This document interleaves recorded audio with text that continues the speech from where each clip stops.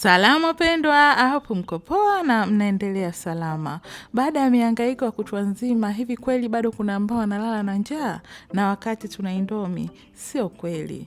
Leo karibu jikoni tuandae hizi indomi zenye ladha ya kuku.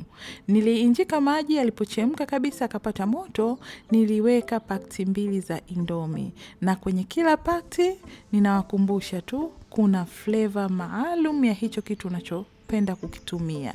Hapo nilikuwa ninaongeza flavor yangu ya kuku, lakini pia kuna pilipili. Si unajua mlo baada ya kuchoka, watu wengi tunapendelea mlo ambao unavutia na unachangamsha.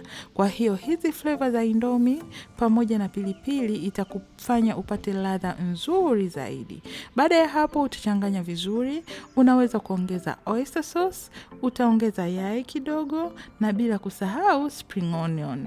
Na baada ya hapo chakula chako kitakuwa kiko tayari.